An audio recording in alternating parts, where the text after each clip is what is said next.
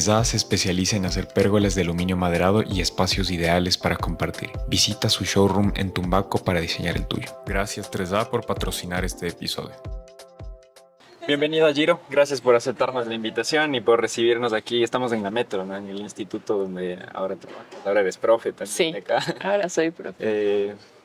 Gracias Giro por aceptarnos la invitación. Gracias a ustedes. Nos costó un tiempito, pero estoy feliz de que nos hayamos podido coordinar. Sí, Estos claro. espacios son necesarios. Ajá. Nos conocimos hace como ya casi un año, pero qué chévere que ya podamos concretar la conversación. Verás, Giro, siempre empezamos con una presentación. O sea, ¿y quién mejor que tú mismo para presentarte? O sea, ¿cómo te presentas con un cliente, cuando conoces a alguien nuevo, estás en una fiesta y quieres explicarles qué haces? ¿Cómo te presentas? Bueno, yo soy diseñadora industrial, ¿Ya? diseñadora de productos en realidad. Y es complicado presentarme desde ahí, ¿viste? Porque la gente siempre te pregunta, bueno, ¿pero qué haces? ¿No? Y toca explicarles como, bueno, hago objetos, no sé, fundamentados en necesidades, bla, bla, bla, pero es muy aburrido.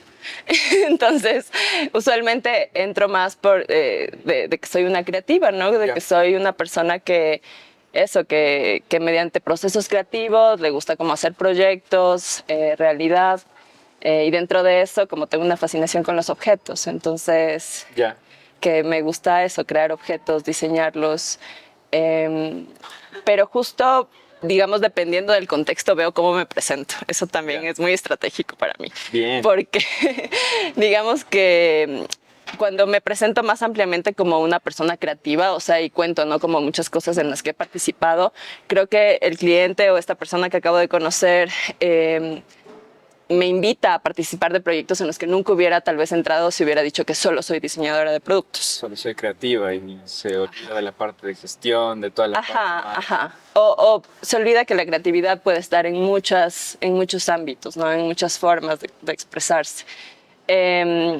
Y para mí fue muy revelador cuando me gradué, como el no definirme solamente como diseñadora, o mejor dicho, no pensar que el diseño de productos es solo diseñar objetos, sino darme cuenta que es más un proceso creativo para resolver algo, ¿no? Como para resolver algo de manera innovadora, distinta, y eso me ha ampliado como mucho el campo en el que he podido trabajar. Buenazo, me parece lindo y gran consejo el que nos das de portarnos estratégicos, ¿no? O sea, no va a ser lo mismo presentarnos en un círculo académico que presentarnos en un círculo un poco más de otra gente creativa, por ejemplo. Entonces, sí, ¿no? Porque yo a todos como que les pido, dinos cómo más o menos te presentas y bueno, soy arquitecto, soy esto, pero está mejor este consejo de decirnos que pensemos de forma estratégica en la manera en la que nos presentamos con cada quien. Pues, sí, y preguntarte yo aquí qué podría hacer, ¿no? Y, genial.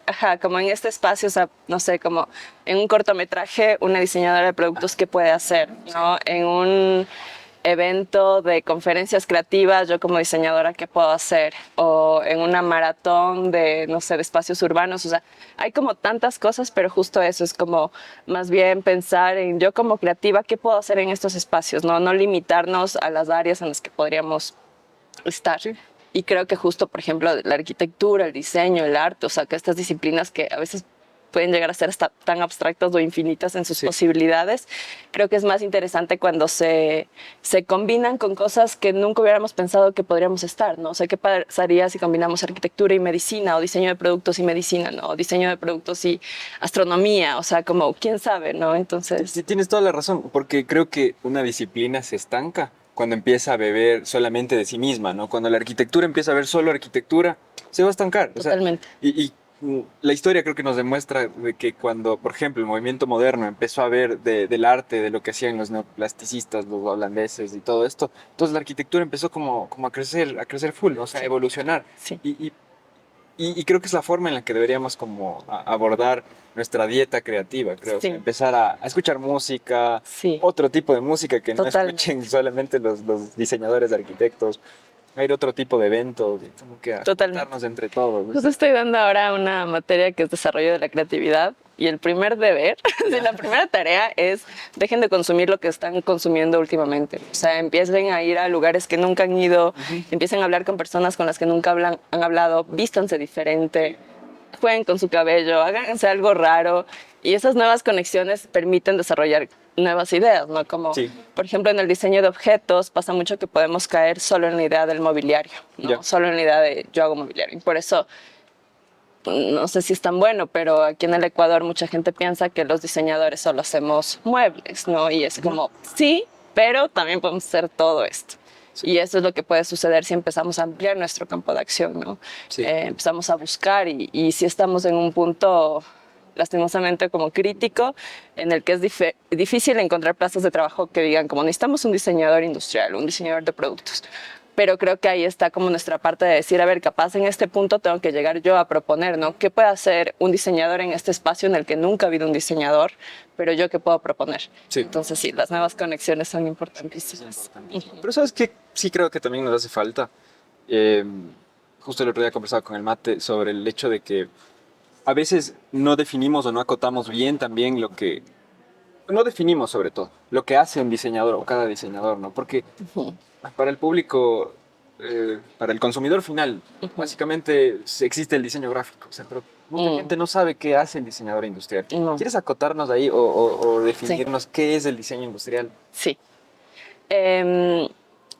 Bueno, ahora también usamos la palabra diseño de productos porque es complejo aquí en el Ecuador decir que somos diseñadores 100% industriales. Entonces me gusta usar la palabra diseñadores de productos, pero como te contaba, para mí el diseño de producto es más un tipo de pensamiento. Ya es un pensamiento creativo que está a favor de resolver una necesidad concreta, ¿no? Pero además de resolverla de manera innovadora y tomando en consideración como muchos aspectos que hacen que un producto o un servicio sea mucho más integral, ¿no? Como aspectos de usabilidad, estéticos, de ergonomía, de sostenibilidad. Entonces, eso, o sea, digamos, hay otras disciplinas que tal vez, como el arte, que tiene un carácter mucho más personal y conceptual y a veces está abstracto, ¿no? Sí. La diferencia con el diseño es que este objeto, a pesar de que viene de ti, es para el otro, ¿no? O este servicio, esta idea es para el otro. Entonces, en ese sentido tienes que pensar en muchas otras características, ¿no? No solo formales o estéticas y no solo funcionales, sino también como del territorio en el que está, de los materiales que vas a usar, cómo esto se va a desechar después. Sí. Entonces sí, es un poco como la configuración de algo, darle forma a algo, a una idea. Sí, está buena la definición que nos das, ¿no? Porque creo que es lo que le separa del arte, ¿no? O sea, el arte es como algo muy propio, muy tuyo. Muy personal. Ajá, muy personal. Pero desde el diseño no podemos como que ser tan egoístas, ¿no? Y como diseñar solamente para... Ajá, no, si diseñas para ti, no. O sea, para mí no hay nada más lindo y rico de saber que alguien más lo está usando. O sea, no sé, ponte la silla pica. Así que es de mis sillas favoritas y yo sé que es muy controversial porque es de plástico y no sé qué, pero es una silla que encuentras en todas las casas de muchas personas, que ha acompañado momentos de así personas de todas las clases, territorios, edades, que hasta ahora, o sea, nuestros abuelos lo usaron, nosotros también. Entonces, yo creo que como diseñadores de objetos sí es una parte de ego, pero es como qué lindo que todo el mundo quiera usar lo que yo hice, ¿no? Como sí es muy para el otro. Desde ese punto de vista, más relevante que la silla Pantón Sí, porque que también son muy lindas y tienen otra función, ¿no? Pero para mí es lindo como eso, cuando tu diseño llega, o sea, viste, tú estás en tu casa y es como de ley hay una taza que es la que más usas, ¿no? O hay un plato que es el que más usas. Y es como, ¿por qué?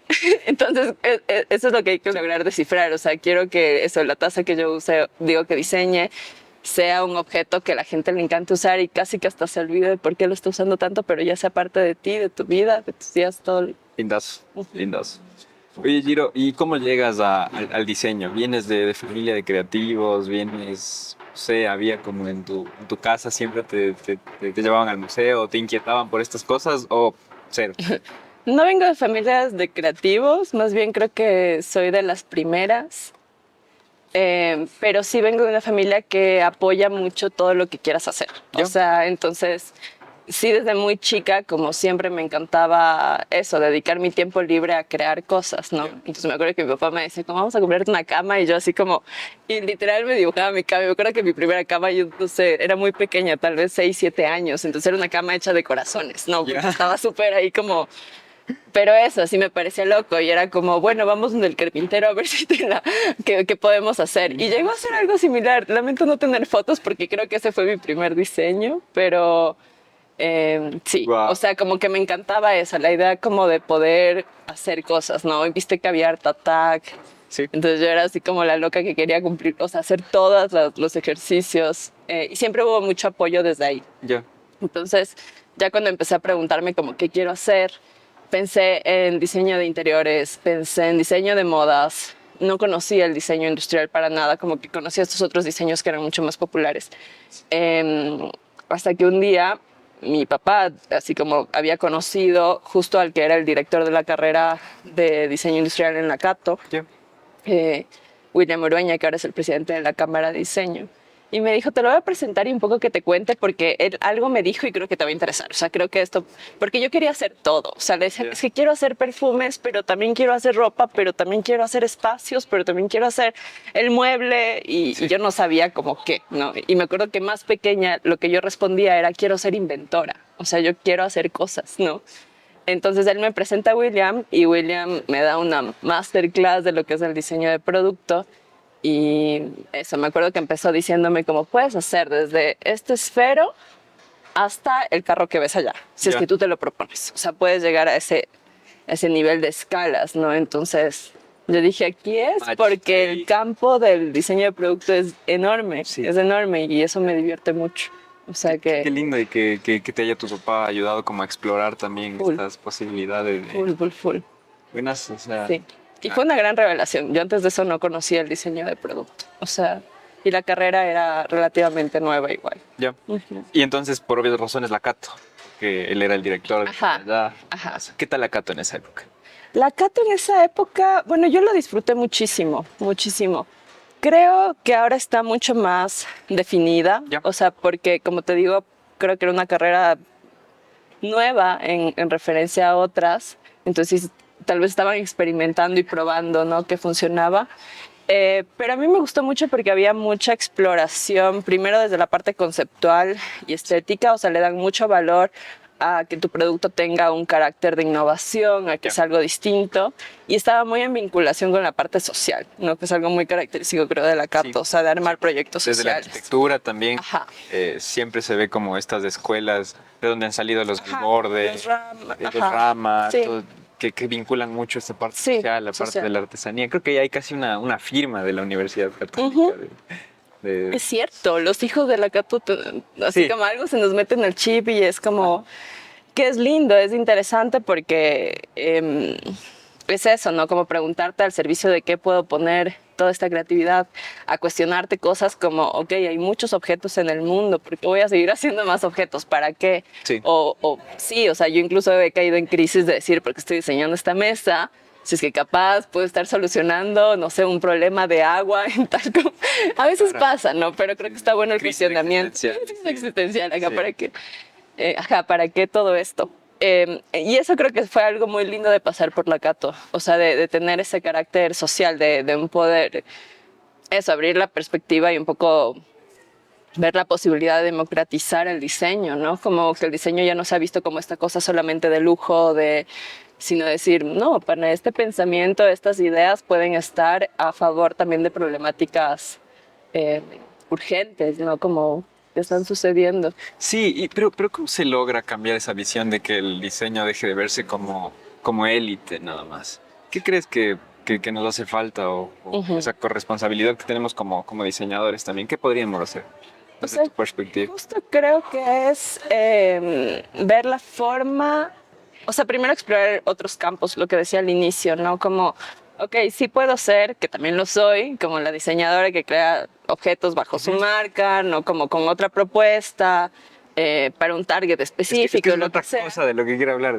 Es un montón de cosas, me parece. Sí, pero también eso, ¿no? Decir, ok, pero también puedo buscar otros espacios, ¿no? Y ver qué se puede aportar. Como ejemplo, te puedo contar lo que hacíamos con el proyecto de Manos de Colores, que es un proyecto fundado por la Dani Fuentes, que es una antropóloga. Entonces fue muy hermoso para mí porque fue esa mixtura entre el diseño y la antropología, ¿no? Como el entender al ser. Y Manos de Colores se dedica a trabajar con comunidades de mujeres artesanas en todo el país y yo era la encargada de la parte de diseño de producto. Entonces cuando recién entré, digamos, uno entra con esta idea de lo que necesitan son objetos, o sea, necesitan como productos, una colección que se pueda vender en tal lugar. Ya creas, el ego de a veces del diseñador nuevo, de creer que esto necesita. Tengo que darles diseño para que ellos puedan... Creer que los artesanos además necesitan diseño y eso no es real. Muchos diseñadores, muchos artesanos saben sobre teorías de diseño, saben sobre uso de color, saben sobre configuración, entonces... Es que sí, o sea, de hecho el diseño empezó con la artesanía, ¿no? Sí, con los artes, los oficios. Ajá. Las artes y oficios, entonces es algo que debe estar impregnado ahí, ¿no? Ajá, entonces justo en ese espacio para mí sí fue un jalón porque fue como, no, a ver, nosotros no vamos a entrar proponiendo nada, no vamos a entrar a observar, a conocernos y desde ahí ver qué podemos hacer. Entonces Manos de Colores fue muy lindo en ese sentido porque era eso, es como yo no necesito darles objetos que se vendan por miles de dólares, ¿no? Como, no sé, hay particularidades en cada comunidad, entonces digamos, unas necesitaban más como, no sé, un manual de creatividad, ¿no? Ejercicios que les permitan a ellas reunirse en conjunto y que puedan hacer para desarrollar sus propios productos, ¿ya? O, por ejemplo, había otros grupos que necesitaban más hablar sobre asociatividad, o sea, ¿cómo podemos crear una empresa? ¿Cómo puedo definir mi usuario? ¿Cómo puedo establecer costos justos? Y como diseñadores también sabemos eso, entonces está buenísimo como creo que entrar a esos espacios como sin prejuicios, sin la idea de que ellos necesitan esto específicamente y ver eso, como qué aporte podemos dar. A veces lo que necesitan es tener un espacio de trabajo más digno, ¿no? O sea, en el sentido de que no les genere molestias corporales, o sea, que sea más ergonómico, que tenga buena iluminación. Entonces ahí es cuando creo que más bien el diseño está al servicio de... En este caso, la artesanía, no es necesariamente diseño artesanal, es poner el diseño al servicio de esa profesión, de alguna forma. Claro, y es como un choque también con todo lo que te enseña la academia o la U, porque desde la U es como que te enseñan a, creo que hasta cierto punto, bueno, no sé si la cato, porque tú me dices que tiene toda esta visión social, sí, pero te hacen diseñar como el museo, como, no sé, desde la arquitectura, ¿no? La biblioteca, los proyectazos, pero o sea, a veces no es lo que vas a terminar diseñando y a veces no es lo que necesita el usuario, ¿no? Entonces, a veces necesitan otras cosas, como dices tú, ergonomía, necesitan un manual de creatividad, o sea, enseñarles técnicas y no necesitan tal vez tu diseño. No, más bien creo que el diseñador puede potenciar en el otro, porque hay que preguntarse mucho cuando trabajamos con comunidades. Hay que preguntarse mucho qué dejo cuando yo me vaya, o sea, como qué se va a quedar, ¿sabes? Porque muchas veces hay estas malas prácticas en las que el diseñador llega y es como, a ver, vamos a hacer exactamente este vaso y después se va, se lleva el diseño, se lleva todo el crédito además de lo que hizo y el artesano es como le pagaron par platas por ese prototipo, pero no se queda con nada más. Sí. ¿Es que hay un problema con el ruido? No, el micrófono es bueno. No va a ser que suene hacia esto. Entonces, claro, creo que hay que cuestionarnos qué se queda. Cuando yo me vaya, ¿qué se va a quedar con ellos? Y creo que ahí realmente uno puede medir el impacto de esa colaboración. Bendición, chévere. Después, o sea, bueno, me dijiste que mientras estabas en la Cato te fuiste a México. Sí. ¿Qué tal tu experiencia? Sí. Increíble. Sí, creo que hubo un salto ahí cuando me fui acá porque eso fue como llegar a un entorno donde había otro nivel de competencia además. O sea, competencia en el buen sentido. Tenía compas que ya habían viajado a festivales, a bienales, que ya tenían sus páginas web o tenían al menos un portafolio que mostrar. Y también que había mucho acercamiento a la realidad mexicana. O sea, para mí era como esa experiencia, eran proyectos que estaban diseñados para la realidad mexicana. Y eso fue muy bacán, porque siento que eso, como un poco en la utopía de la universidad de acá, de crear proyectos que a veces eran muy conceptuales, que también era bueno. Pero yo cuando salí, después sí dije como, no me dieron muchas herramientas para aprender a diseñar en el Ecuador. Que es bien distinto, o sea, es como tenemos otras realidades. Toda la razón, o sea, y aquí no hay un link entre industria y diseño, o sea, el otro día hablaba con igual un diseñador industrial, Jimmy Apolo, y le decía como, o sea, te prometo que si vamos al parque industrial de acá, a la Galo Plaza y todo ese sector, y entramos a golpear en las industrias de allá, no vamos a encontrar tal vez un diseñador industrial. Exacto. No va a haber, entonces no tenemos ese link, ¿no? Exacto. Y tienes razón, entonces por eso tal vez acá el término diseño industrial no pegue tanto, más bien se está construyendo una industria, estamos construyendo. Pero todavía, estamos aquí. Y también el reconocernos que somos un país semi-industrial de alguna forma, ¿no? Como al Mateo le debe pasar, así como cuando quieres diseñar un objeto, estoy segura que tienes que combinar alguna técnica manual. Sí. O sea, la carpintería, ¿cacha? Pero vas a tener que combinar una técnica manual. Entonces, al principio puede sonar frustrante si es que vienes con esta idea del diseño industrial, de meter en fábrica tu plano y que salgan 10 series. De plástico y basta.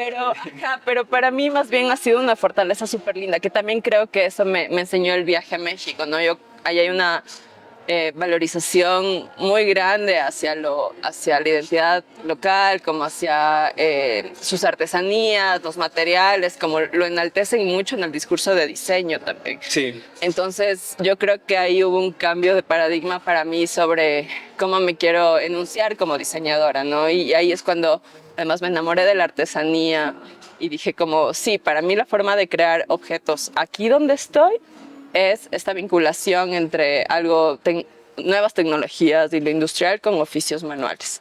Sí. Y además como viéndolo como un plus, porque si te das cuenta en otros países, muchos más industrializados están intentando regresar a estas prácticas más manuales, ¿no? O sea, ellos ya entendieron el valor de algo que fue hecho por una persona y que va a ser único y que nadie más va a tener. Atletas, por ejemplo, en Europa el cabinet maker es como esta especie de carpintero que no sé, o sea, son muy valorados y he visto que muy bien.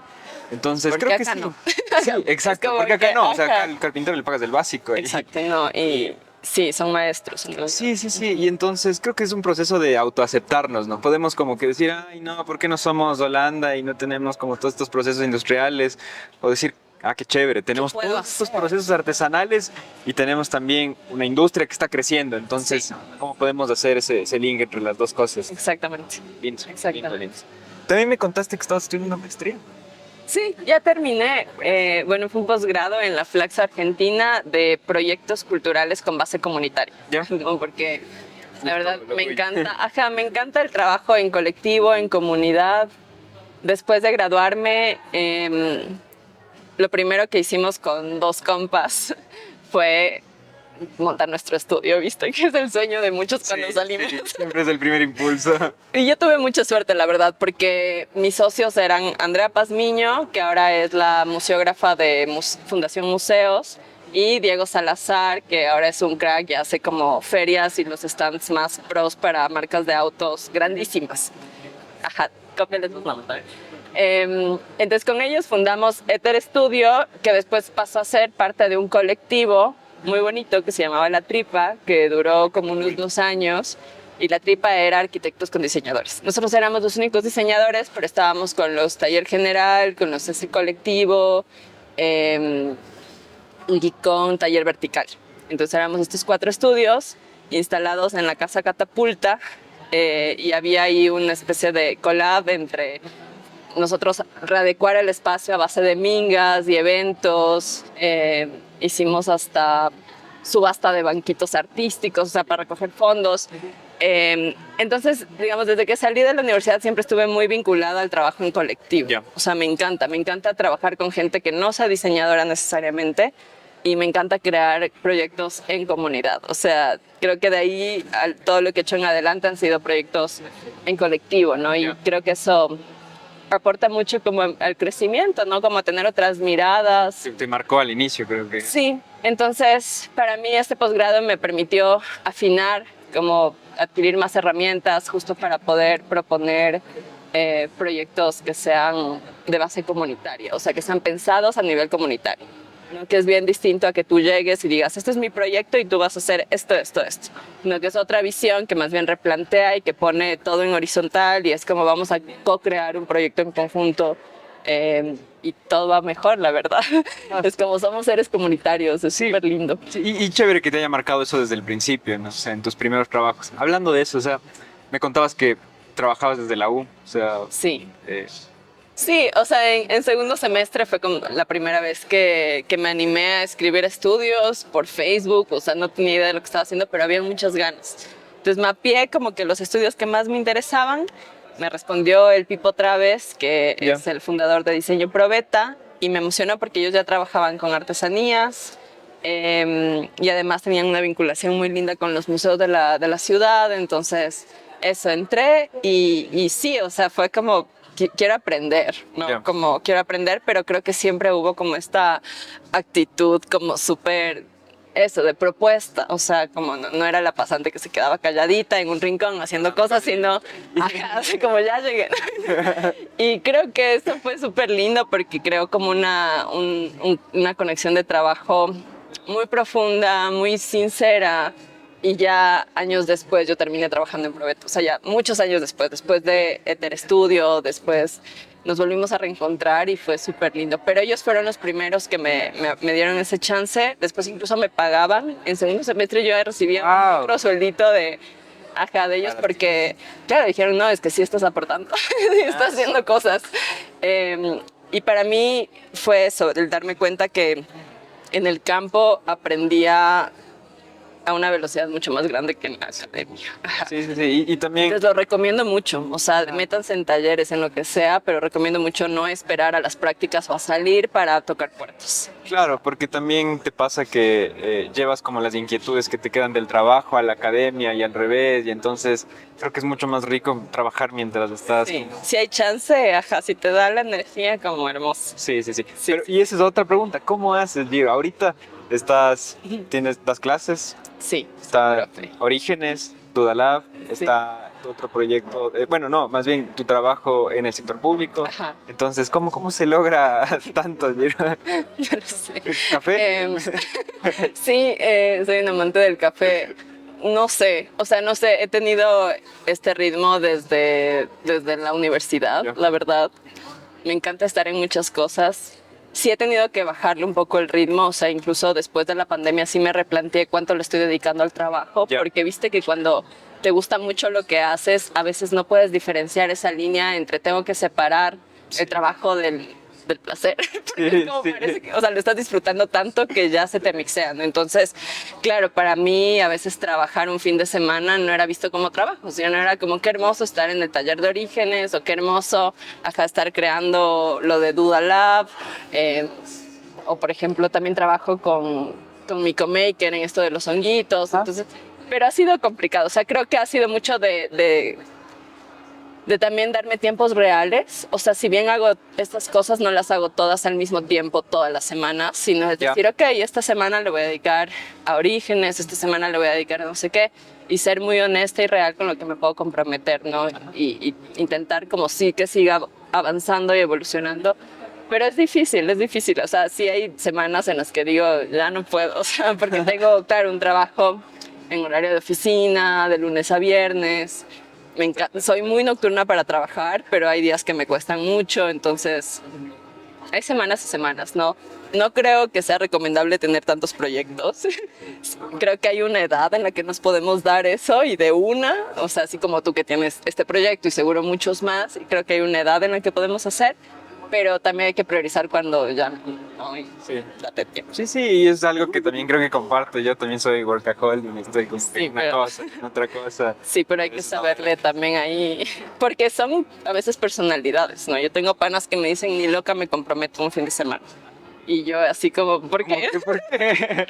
Pero siento que más bien estoy aprendiendo mucho a descansar y eso está lindo porque creo que la creatividad se cultiva en el descanso. O sea, definitivamente cuando descansas, tu creatividad empieza a fluir mejor. Entonces, eso, no bombarse de cosas, no es necesario. Darnos tiempos reales y sí. Pero a mí me encanta porque creo que cada cosa que hago ahorita es muy distinta a la otra, ¿no? Y cada una me aporta desde diferentes aspectos, entonces... Sí. Y como decíamos antes, ¿no? O sea, como que cada cosa va enriqueciendo también y te va dando herramientas para solventar metodologías. Hablando de metodologías, ¿cómo funciona? ¿Cómo haces lo que haces? O sea, ¿cómo funciona tu proceso, tu metodología de diseño? O tus metodologías. Es que depende mucho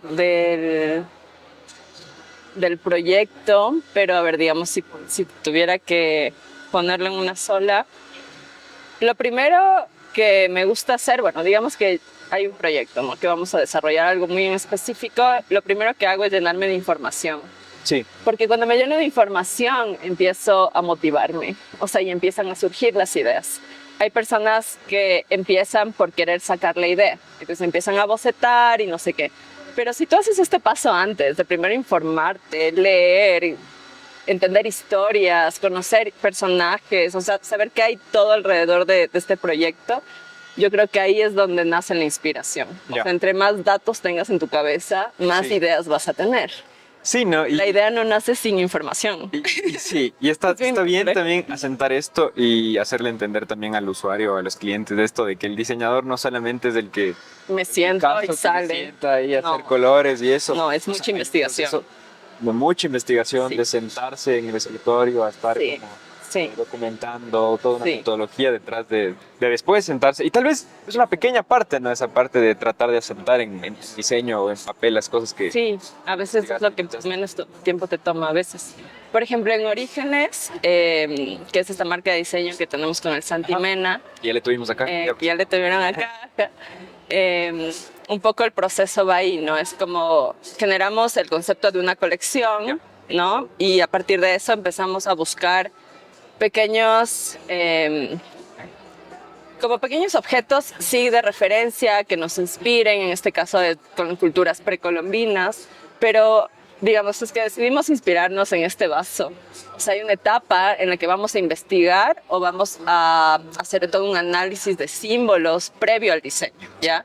Y eso es lo que nos genera después las ideas, porque es como que ya sabemos, no sé en qué contexto se usaban, ya podemos un poco imaginar para qué fue creado, o qué significa esta línea, o qué significa que acá tenga como sapitos, o qué significa que acá tenga una cabeza de hombre, cosas así. Entonces, una vez que hacemos este análisis, que sí es más antropológico, como antropología visual, de ahí lo pasamos ya a la definición de un objeto. ¿Ya? Entonces ahí empezamos, bueno, ahorita ya tenemos como para la primera colección fijado un usuario, tenemos ya el espacio, el tipo de espacio que estamos diseñando, tenemos ya un mood board de materiales, pero justo empezamos a pensar cómo podemos traer esta historia al contemporáneo. ¿Qué nos significa a nosotros? Porque, digamos, a veces cuando se trabajan temas no sé, de identidad, por ejemplo, cuando se trabajan temas muy culturales en el diseño, podemos tender a copiar y pegar, ¿viste? No sé, como la chacana. A veces hay como diseños en los que van y ponen la chacana tal cual. Pero yo pregunto así como, bueno, ¿pero para ti significa algo la chacana? ¿O entiendes lo que significa? Y a veces no sabemos, ¿no?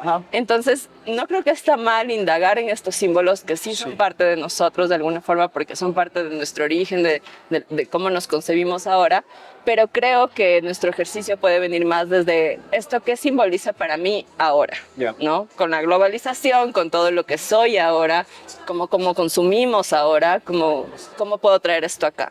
Entonces, en Orígenes sí tenemos mucho cuidado de no caer en la apropiación cultural, entonces siempre hay un espacio de reflexión para que esos símbolos puedan transformarse a una nueva propuesta para el mundo contemporáneo. O sea, algo distinto, como nosotros nos vemos así. Genial, sí, ahí Orígenes es un proyecto que me encanta a mí. Es bellísimo, sí. Sí, o sea, sobre todo por toda esta idea que han tenido como de rescatar la identidad de acá o de mostrarnos una de las identidades que hay acá.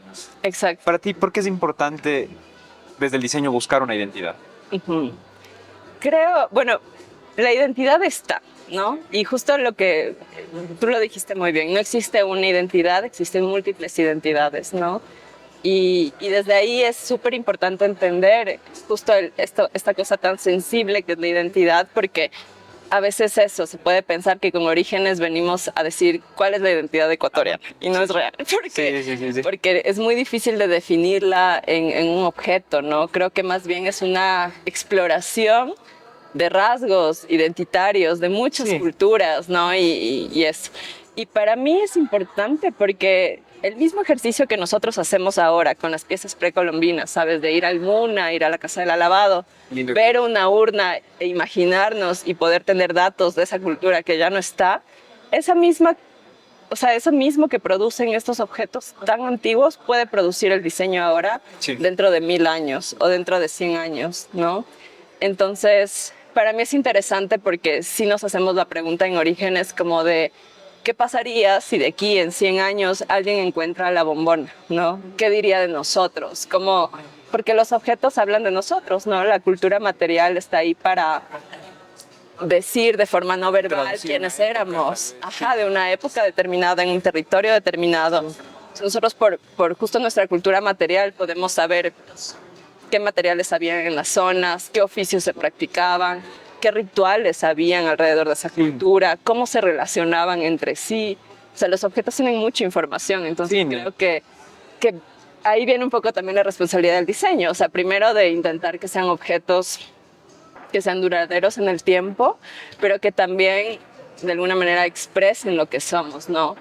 A veces yo me maltripeo en el plano urbano porque digo, esta ciudad no está diseñada para ecuatorianos. O sea, es una ciudad que, no sé, a veces las medidas ergonómicas de la ecovía es para un europeo, ¿viste? Entonces tú estás agarrado de acá y ya te duele el codo. Y es como, claro, o sea, tenemos que empezar a diseñar cosas para nosotros, con nuestras medidas, con nuestros materiales, con nuestras formas de verlas. Y qué mejor forma de darnos identidad, ¿no? O sea, diseñar. Exacto, de eso se conforma, o sea, de muchos aspectos, ¿no?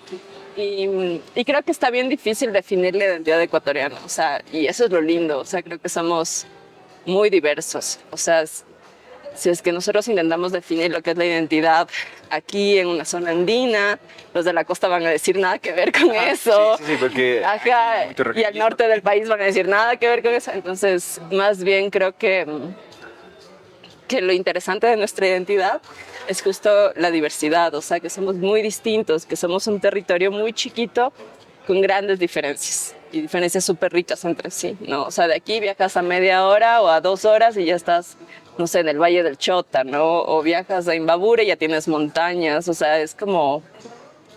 Es una locura de territorio. Sí. Ajá. Creo que más bien hay mucha inspiración, o sea, hay muchos rasgos identitarios de los que podemos enaltecer, ¿no? No creo que la identidad está perdida, no creo que hay que rescatarla, creo que siempre ha estado ahí. Y creo que podríamos solo enaltecerla, porque a veces nos inspiramos mucho de afuera. Sí. Y hay muchas cosas aquí. Ajá, y justamente a eso quería ir, como, no sé, ¿qué te parece esto que pasa ahora? Pues, yo no achaco nada del internet o de la globalización y todo eso, ¿no? Pero gracias al internet es como que estamos como casi que estandarizándonos aquí en Europa y en todo lado, ¿no? Es como nos vestimos nosotros, probablemente se visten en Alemania y en Estados Unidos. Sí, que es parte de la globalización. Exacto, es parte de la globalización. ¿Y no crees que nos está como haciendo perder un poco la identidad de esta globalización? Puede, pero no sé. O sea, por ejemplo, cuando trabajas con artesanía, yo me acuerdo de cuando empecé a trabajar en la universidad, tuve un mal comentario de que yo no debía enseñarles sobre tendencias, o sea, porque yo quería hablar una clase sobre las tendencias de ese año en una comunidad de artesanos en San Rafael. Y me dijeron, no hables de tendencias porque puedes contaminar lo que ellos ya ven, ¿no? Y yo decía, ¿cómo? O sea, ellos tienen acceso al internet, ellos van a ver estas cosas. Si nosotros acá, o sea, tenemos las herramientas para entender las tendencias globales, ¿por qué ellos no? El secreto creo que está en entenderlo, o sea, entender que son referencias, ¿no? Yo creo mucho hay este libro que se llama Roba como un artista. Sí, lo leí. Es increíble. Sí. Y básicamente... recomendado el libro. Sí, muy divertido además de leer. Y justo uno de los ejercicios que él te dice es aprende a robar como un artista, ¿no? Y eso significa mira muchas referencias, mira lo que otros están haciendo, pero al momento que cojas así como partecitas de cada cosa, sí debes crear algo nuevo. Entonces, si no estás copiando, ¿ya? Entonces esa es la diferencia entre un buen ladrón y un mal ladrón, ¿no? Y con la globalización y las tendencias creo que es lo mismo. Yo creo que está hermoso tener referencias globales, pero justo es preguntarnos, ¿cómo puedo usar esta tendencia o esta referencia que es de afuera y me encanta y me resuena? Pero ¿qué cosa mía le pongo para que sea único y para que sea de acá? O sea, que sea nuestro, ¿no? Sí. Como no querer imitar algo que no somos. Tienes toda la razón. Entonces, creo que ahí entra esa parte de corresponsabilidad que tenemos nosotros como diseñadores y la industria también, ¿no? Sí. En tratar como de no solamente coger y hacer un copy-paste de todo lo que está afuera, sino más bien de tratar de digerir, de hacer un sincretismo entre lo que está afuera Exacto. Y acercarle lo que es Daft Punk, ¿viste? Daft Punk usa samples de miles de canciones y crean algo que no tiene nada que ver con lo que vieron. Pero ese fue su punto de partida. Entonces yo digo, ponte, yo me inspiro mucho en la Bauhaus, o sea, me encanta. Y tal vez si analizan más los objetos de orígenes o las cosas que he hecho, es como van a ver mucha Bauhaus ahí. Pero va a haber algo que nos diferencia del diseño en alemán. O sea, va a haber algo, y claro, creo que en esa mixtura es donde puedes proponer cosas nuevas. Sí. Porque a mí me encanta la Bauhaus, no me voy a decir nada, o sea, me encanta como la línea estética, la simplicidad, ¿sabes? Pero también me encanta el barroquismo y los símbolos de acá. Entonces es como ver de eso nuevo que se puede hacer. Sí, sí, toda la razón. Dijiste algo que me impactó full, ¿no? O sea, ¿qué pensaría la gente de futuro si encontrar una bombona? Qué lindo, ¿no? O sea, que encontrar una bombona. Y así con todo, con los espacios, con las ciudades, o sea... Sí. Y ojalá encontraran bombonas y no botellas de plástico, que creo que es lo que resume, es lo que es transversal el consumismo a toda esta época. El consumismo creo que es transversal a todo lo que está pasando. Desde la época industrial sí fue... Sí, y creo que desde el diseño, o sea, desde si vamos a crear más cosas en el mundo, sabiendo que hay muchas cosas, sí hay que preguntarnos cómo hacerlas mejor. Sí. Y justo, por ejemplo, en el tema de materiales, también como que he cambiado mucho mi perspectiva, porque justo hace unos años, en 2019, conocí a Nelson Dueñas, que es el fundador de Mycomaker, que es esta empresa que se dedica a la biofabricación con honguitos. Y a mí me explotó el cerebro, o sea, el saber que ahora puedes, o sea, que tu diseño mismo puede crecer, o sea, que ya no lo tienes que fabricar necesariamente, sino que se biofabrica solo. Sí, es y ¿por qué no usamos eso, no? Como es tan sustentable, porque para, digamos que queremos hacer este vaso, yo lo que tengo que hacer es agarrar una mini espora de hongo y ponerle en un sustrato vegetal para que se contamine y se lo coma. Y ya tienes un objeto, o sea, ya se multiplicó por 100 esa espora, ¿no? Entonces, súper rentable, súper rentable. O justo hablaba con Silvia de Supra, que es una diseñadora de modas que hace ropa a partir de retazos de jean. Y ella me dice que tiene así bodegas enormes de ropa que está hecha de poliéster o de, bueno, hay otros materiales, pero que son como microplásticos en la ropa. Y que no hay manera de que eso se reutilice ni se recicle, o sea, es ropa que va a existir por siempre. O sea que nosotros nos vamos a morir y eso va a seguir existiendo, ¿no?